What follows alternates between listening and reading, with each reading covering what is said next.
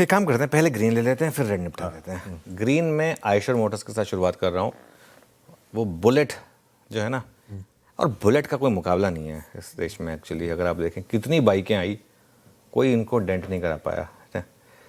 30% की sales growth है आशीष, और थोड़ा सा कच्चे माल की लागत बढ़ी है इनकी, तो इस वजह से मार्जिन पर एक इम्पैक्ट आया जो एवरेज जो जितना एस्टिमेट था उसी के हिसाब से आया है। रॉयल एनफील्ड की बिक्री 24% बढ़ी है साल दर साल, क्वार्टर क्वार्टर भी 4% बढ़ी है। अब देखिए, इनकम में एस्टिमेट था 6,402 करोड़ का, आया है 6,632 करोड़। एबिडा में एस्टिमेट था 1,532 करोड़ का, आया है 1,590 करोड़। मार्जिन में एस्टिमेट था 23.9% का, आया है 24%, जिसमें कि 4 से 4.5% इम्पैक्ट रहा है इनपुट कॉस्ट हाइक का। इनपुट प्राइस 4 से 4.5% बढ़ी, इसके बावजूद मार्जिन मेंटेन करें, इसका क्या मतलब है?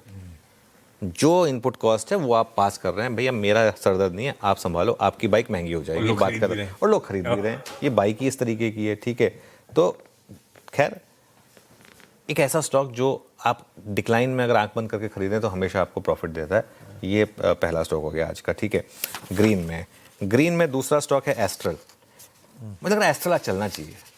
देखिए क्या होता है, अगर आप अपनी गलती मान लें तो मार्केट माफ़ कर देता है। अब स्पेशली अगर आपका ट्रैक रिकॉर्ड अच्छा हो, एस्ट्रल का ट्रैक रिकॉर्ड अच्छा है। अब ये स्टॉक 14 दिन में चल चुका है, करीब 10 साढ़े 10%। कितना भाव में है कितना नहीं, ये कहना मेरे लिए थोड़ा सा मुश्किल होगा। 1 महीने का चार्ट रखिएगा, क्योंकि उससे पता चल जाएगा। हाँ, 3 महीने का, ये भी ठीक है।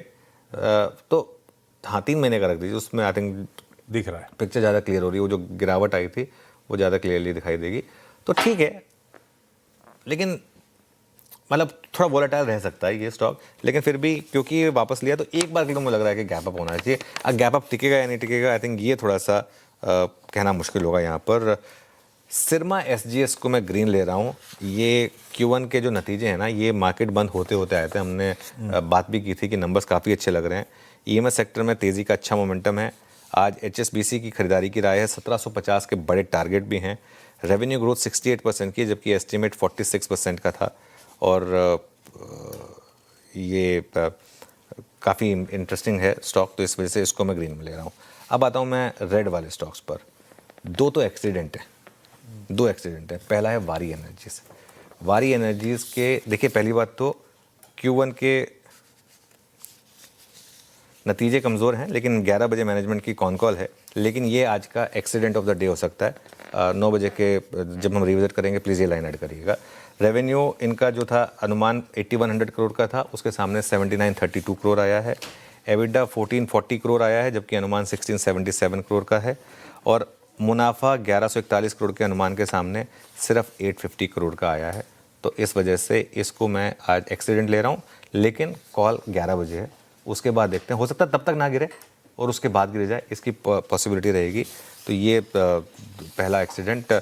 दूसरा एक्सीडेंट आज का सिंजीन अगेन आज का, जैसे मैंने कहा कि दूसरा एक्सीडेंट हो सकता है, वैसे पहला लिखा नहीं तो दूसरा ठीक है, कोई बात नहीं। आज का दूसरा एक्सीडेंट ये 9 बजे की कॉन कॉल के बाद थोड़ा सा इसको वापस रिविजिट करेंगे। Q1 के नतीजे जो थे वो ऑलराउंड मिस थे, और सारे के सारे नंबर्स, इनकम, एबिडा, मार्जिन सभी बहुत ख़राब है। हाउलर है ये, हाउलर।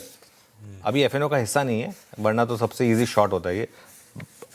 स्टॉक गिर चुका है काफ़ी 12 महीने में, लेकिन ये कोई क्राइटेरिया नहीं है कि जस्ट बिकॉज स्टॉक काफ़ी गिर चुका है और ना गिरे। अगर इस तरीके के नंबर्स लेकर आ जाए तो ये एक और स्टॉक है जिसको आज मैं रेड में ले रहा हूँ। और बजाज हाउसिंग फाइनेंस का 2 साल का चार्ट रखिएगा। ये लेसन है उन लोगों के लिए जिन्हें ये लगता है कि बस किसी भी आईपीओ में कभी भी आप करेंगे तो बस आपका पैसा बनेगा।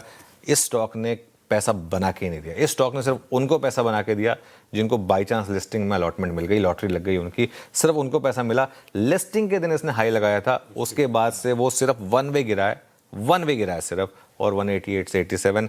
अभी भी वो कह रहे हैं कि आगे मार्जिन पर दबाव रहेगा, इंडस्ट्री की लोन ग्रोथ 12% से नीचे रहेगी।